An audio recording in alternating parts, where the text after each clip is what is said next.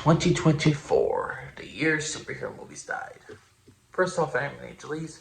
Before I see Captain America Brave New World, I decided to rewatch the 2024 movies, superhero movies.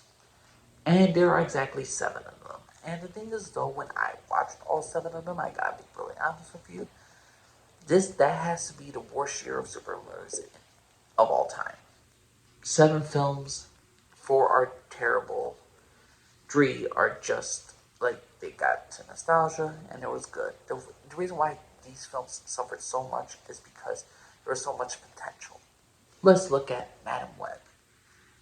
Did you like the fact that Madam Web, when they were introduced to her character, that she's played by the girl from freaking 50 Shades of Grey, who hated this movie so much that she dropped her talent agency? Did you like the fact that the 3 girls she's supposed to protect and all stuff never suit up, so it's not really a superhero film? Do you like the fact that the villain, who's dressed up like Spider-Man, is killed off by a freaking Pepsi logo sign? This is by far one of the worst films I have ever seen in my life, and it is the worst superhero movie I have ever seen. This was awful. Don't ever watch it again. Never see it, done and over with. Number 6, The Crow. How many movies we had with Brandon and like how many movies of The Crow, how many sequels did we have with The Crow that were god awful terrible? Now how many years since we actually had a Crow movie or even a good Crow movie and we get this abomination? Do you like 45 minutes of a love story? 15 minutes of literally the Crow being in denial that he died, and in the next 15 minutes he's also in denial that the fact is that is the girl that he sacrificing so much for is worth saving her soul. And the last 15 minutes is basically him becoming a Crow and actually doing stuff. The Crow 2024 is a piss poor film. If anyone tells me that they found that this film was worse than the Crow, all the other Crow sequels, I cannot blame them. This was a travesty. It should have been good. It should have been great. So many years waited for a Crow movie, and this is what we got. It's absolutely atrocious. Never see this film again. Never. If you want, you could YouTube that opera scene. Only good scene. Number 5, Joker 2. Do you ever love a sequel that undoes everything of the previous film? Oh, no, you didn't? Did you like Joker 2? It's basically a musical. Arthur Fleck renounces the Joker, and he basically just stays in prison. There was no point to this character, no point to this study. If anything, Joker 2 makes you not want to watch Joker 1. Joker 2 makes everything worse for Joker 1. And it's downright god-awful. This movie should never have been made. It should never have been born. And I'm sorry, Joker 2 was a piss poor movie. And those 3 movies were all F's. Joker 2, the sequel to Joker, The Crow for the first time, and Web for the first time, and ultimately failed them. Let's go to number 4, Venom the Last Dance. Here's the thing. I like Venom as a serious character. A bloodthirsty, savage killer.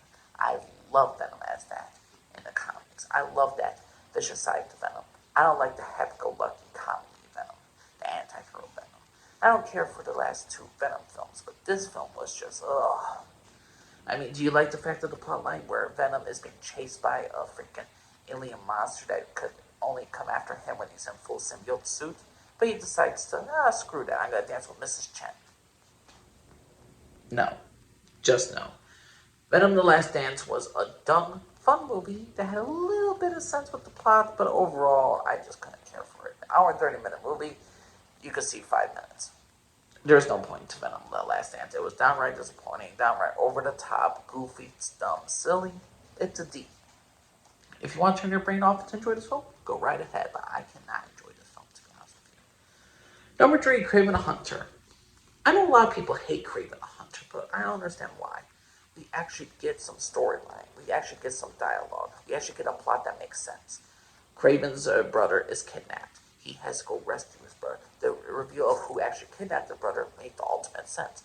I like the end of Russell Crowe's character with Kraven. The storyline made sense. The family dynamic was interesting. The introduction of the Rhino was good. It was unique. It was different.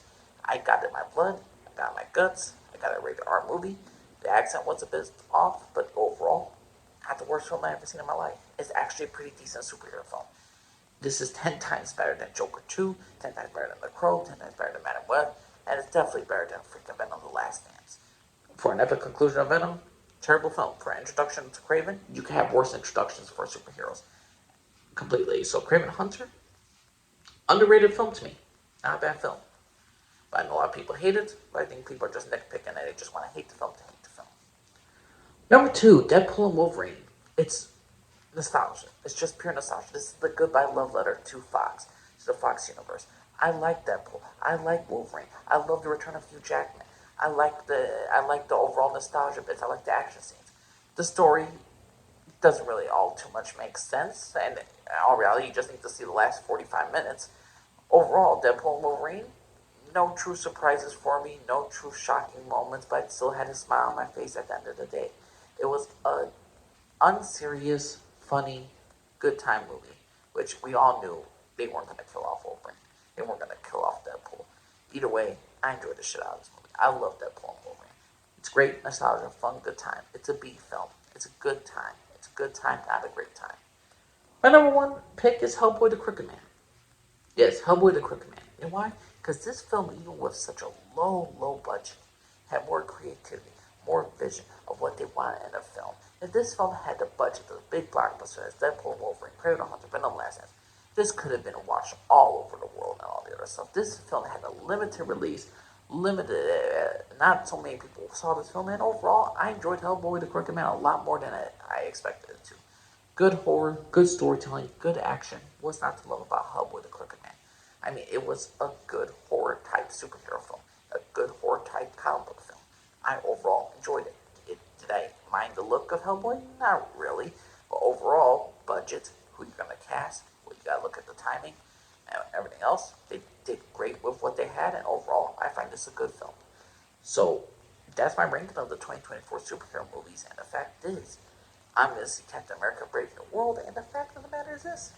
When you get 7 films of superhero movies in 2024, and 4 of them are garbage, and one's overly hated, one no one saw, and the other one is overly loved.